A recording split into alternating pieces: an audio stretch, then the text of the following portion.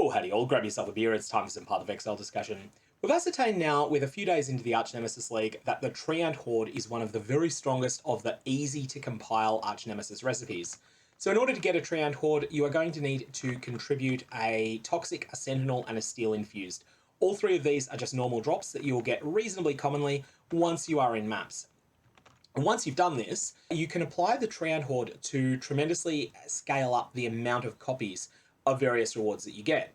Now, I did an earlier video where I talked about doing this with Harbinger rewards and some reasonably good results that I had from that, but scrap that because I found a better way to do it.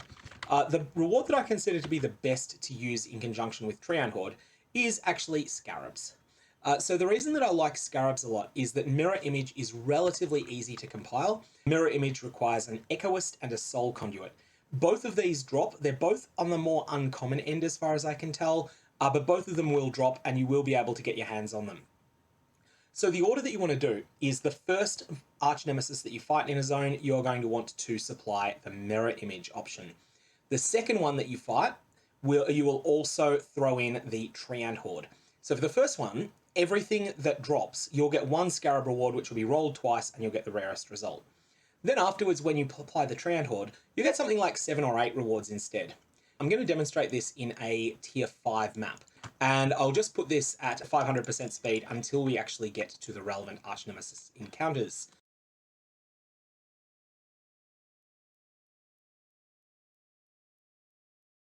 So here's our first Archnemesis, and this one we are going to use a Mirror Image on. And this will give us 1 Scarab. So our Mirror Image is here, 2 Scarabs rolled twice, get the rarer result.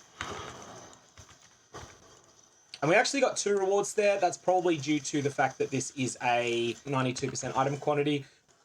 Okay, this one's ghosted. That's still fine for a second one. It could be a little bit dangerous, but shouldn't be that bad.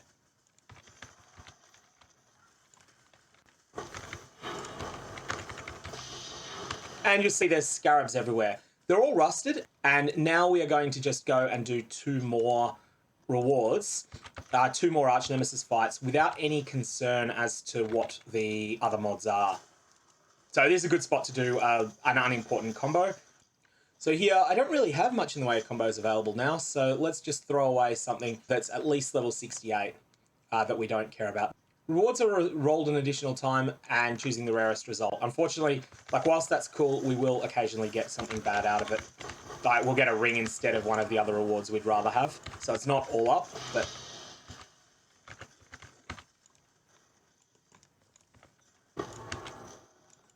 Okay, so we got a Rusted Blight Scarab, Rusted Expedition Scarab. Okay, and now we'll just do one more. I don't want to use something that I have another use for, so we'll just use Overcharged. It doesn't have any good uses that I'm aware of.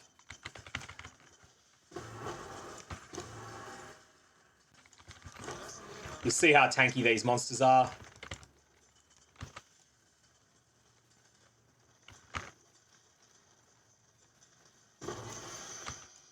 Synthesized Amulet. It's only rubbish. Anyways, that's one example of the Scarab strategy. However, this is going to work a lot better when we do it in red maps, which is what we're going to do next. So in this case, we're going to use the Solaris Touched, which could be quite dangerous. I have never done a Solaris Touched encounter, so I'm assuming that it will be very brutal. We're going to use Solaris first, and then after that, we're going to use another Treant. That's the last Scarab reward that I have, but I will get more. I will get more of the mana ones, Mirror Images done as soon as I'm able to. Make sure we have the Treant Horde. We do. So firstly, we're going to use a Mirror Image again.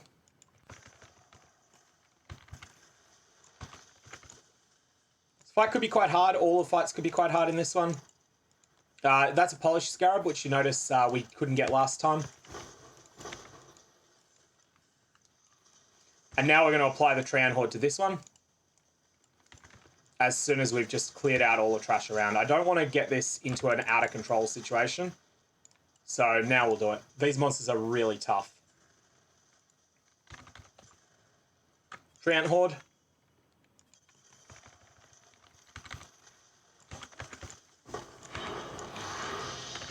And you'll see that there's a whole bunch of stuff that's dropping there. We'll go and loot it in a sec. We're getting Gilded Scarabs this time, and that's something that's clearly different. So now we have a Gilded Divination Scarab, a Rusted Abyss Scarab, a Polished Expedition. So that's actually some quite good Scarabs. Shaper should still be in demand at the moment. Dank Forest with Delirium layer on it, which I certainly will run at some point. And that's just our first reward in this one. We have more. The other ones won't be as good as the first one. And that's because there'll be more options that could drop in each slot. So where with that, every single minion that you kill has to give you a Scarab reward or a question mark reward. There'll be more possibilities now. All right, here's our third Archnemesis. Because these things are so tanky when you get to 3 of them, I'm actually going to go past it. That's useful.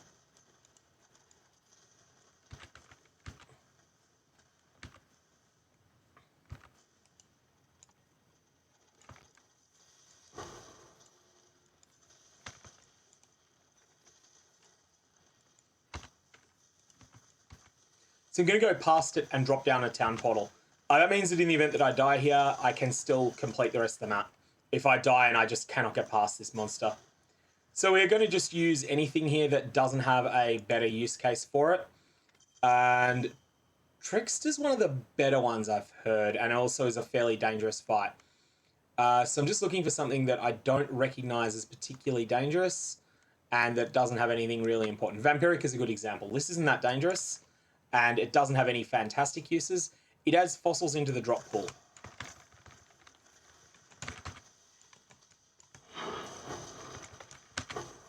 Now we have to keep dodging those things that are getting dropped on the ground.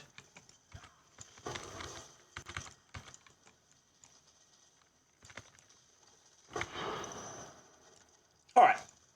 Now we've got our loot here. So there's a couple of the Scarabs have been replaced by fossils now because fossils are now in the pool. In fact, quite a lot were. And we didn't do all that well out of that one. But hey, it's a numbers game. This is a pretty low effort thing to set up, so you don't expect fantastic results.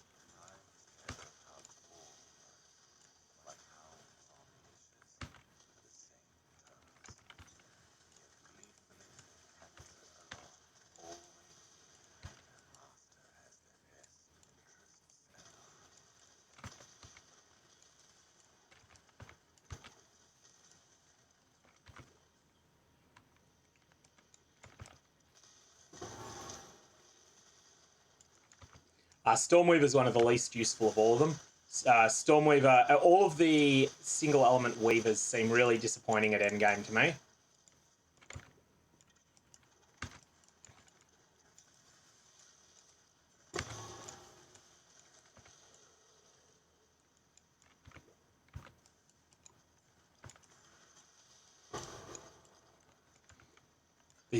These things are not created equal in rarity or in power. All right, we'll go past here and we'll drop a town portal again. And now we'll do this fight. We're going to look for another fossil reward if we can get one in there.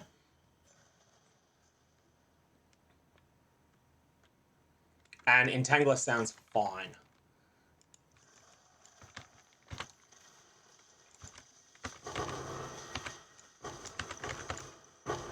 All right, so we have a lot of loot behind us. We've got to go somehow loot it.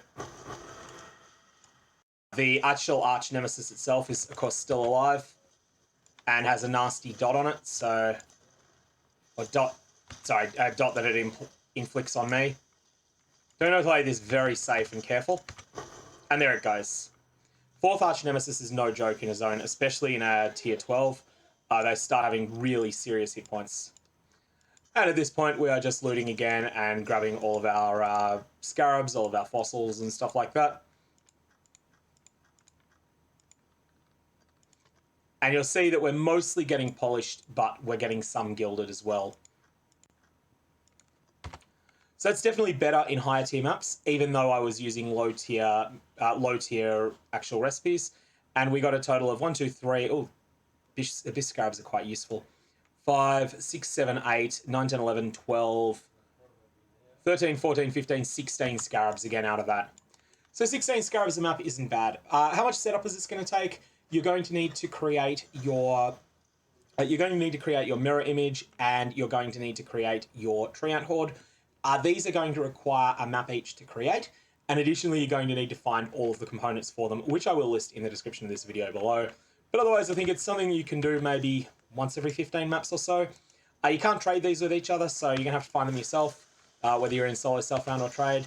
But you probably will find a lot of these, and you could possibly even make a strategy where you don't pick up anything that's not part of this strategy. Where if it's not something that you can use in this approach, you can leave it on the ground.